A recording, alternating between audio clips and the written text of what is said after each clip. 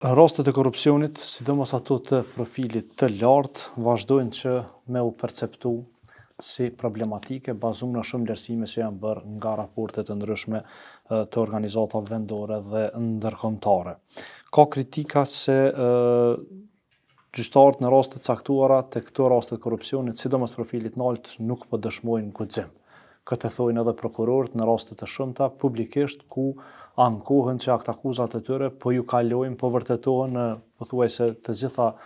lëmit e tjera, lëndë të tjera, ndërsa te natyra e rasteve të korrupsionit nuk po kalojnë. Çka po ndodh? Tani nuk du me ulshu në diskutimet në raport me vlerësimet e prokurorisë në këtë rast, sepse prokuroria në çdo rast ka mekanizmat ligjor në të cilat mund t'i godet me mjete të rregullta dhe të jashtëzakonshme juridike vendimet gjyqësore. Megjithatë, Departamenti Special tani ka barrën më të madhe për trajtimin e rasteve të krimit të organizuar dhe korrupsionit. Megjithatë, pa dashur me hyrë në raste specifike, unë vlerësoj që kompleksiteti i lëndëve të korrupsionit dhe të krimit të organizuar është në një dimension tjetër në raport me raste tjera. Megjithatë, Departamenti Special ka një plan pune vjetor që trajton çdo vit, i cili miratohet nga Këshilli Gjyqësor, ku listohen të gjitha landet me prioritet të cilat duhet të trajtohen në vitin pasardhës nga Departamenti Special. Ne tani jemi në përgatitje e sipër për të bërë këtë plan punës dhe në këtë plan punës do të trajtohet secili rast i korrupsionit dhe krimit të organizuar dhe nuk mundet asnjë gjyqtar në Departamentin Special të mos saktoj lëndë dhe mos të ndjek ecurinë që ne dakordohemi paraprakisht me planin punës për krimin e organizuar dhe lëndët e korrupsionit. Me këtë du të them që në vitin 2026 lëndët e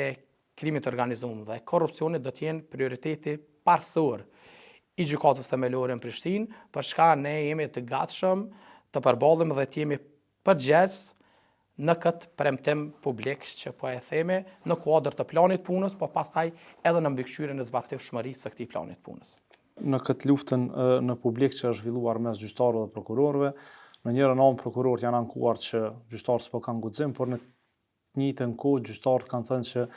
niveli, kualiteti i aktakuzave që është përgatitur nga prokuroria në këto raste të korrupsionit ka lënë shumë për dëshiruar. A është edhe kjo një prej arsyeve që s'kan kaluar shumë prej këtyre aktakuzave? Tani unë nuk du me ushu në këtë diskutim, sepse mos të flas për raste ndoshta edhe specifike, megjithatë çdo rast që është vendosur nga gjykatat në këndvështrimin e pavarësisë së gjyqtarëve apo trupit gjykues, sido që është ka një arsyetim të vendimit, një vendim që goditet me mjete të rregullta juridike dhe pastaj i mbetet instancave të larta, në këtë rast gjykatës apelit, po pse edhe gjykatës supreme të konstatoj se cila ka qenë e drejta në rastin konkret.